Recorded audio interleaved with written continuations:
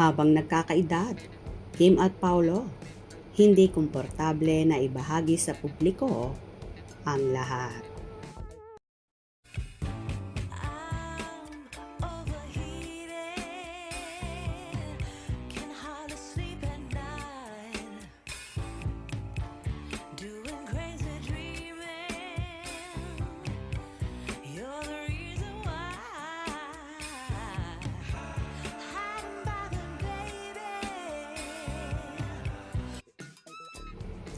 May dahilan pala kung bakit hindi maamin ni Kim Chiu at Paolo Abilino ang natatangi nilang relasyon.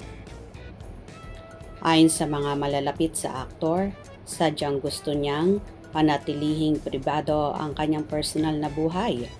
Habang nakakaedad ay hindi raw siya komportable na ibahagi sa publiko ang lahat, lalo na pagdating sa usaping puso.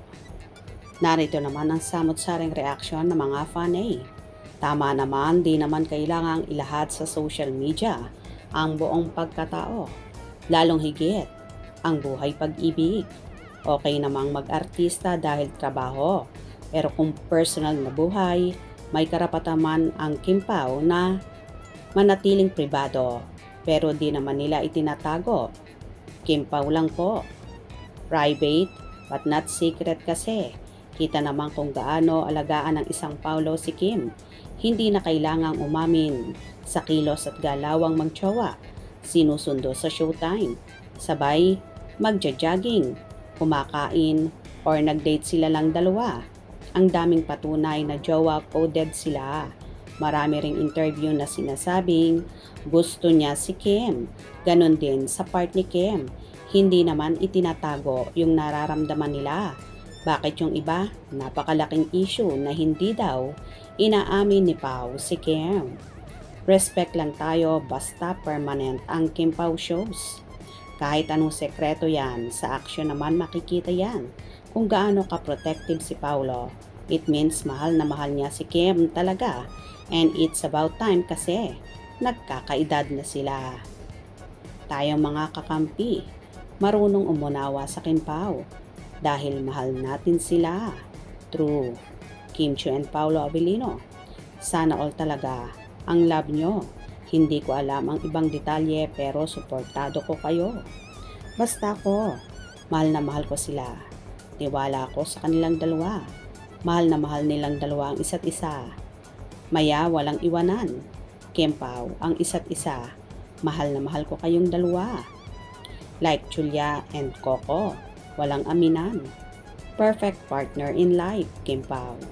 The gods destined to each other, Kim Pao. Hindi kailangang isikret ang relationship. Hindi tinatago dapat. Nga, proud ka. Sabihin sa lahat. Pwede namang i-private but first sabihin mo kami na after that i-private mo na. Ganun lang. Need din talaga nilang i-private kasi sa daming nagkakagusto bot at gustong puwagin or tibagin ang pagsasama ng Kim Pao. But if they really love to each other, they should be very strong to overcome all bashers and criticism. Tama, madami na na-broke ang love pag naiintriga. Ganda nga yan, Pao Kimi. God bless. Tama naman, may karapatan sila. Mas ok talaga na separate ang private at public life nila para tahimik lang ang buhay nila. Huwag nang bigyan ng kwento tungkol kay Casey kasi nakaraan na yon. Sa ngayon, hanggang forever ay Kim Pao Abilino lang. O dahil nasa hustong edad na ito, plano talagang umalis sa showbiz kaya sa ngayon may contract sila at isa pa, kasalukuyan nag-iipon din sila for their future. Hanga talaga ako sa paninindigan ni ng Kim Pao Abilino. Good luck mga anak and God bless you forever. Ang cute nila. Well, may karapatan naman ang Kim Pao na hindi ilantad ang totoong relasyon. Kasi nga, nagkakaedad na sila, mas gusto nila na pribado lang, lalong higit sa larangan ng pag-ibig. Hope you enjoyed. Please subscribe for more info.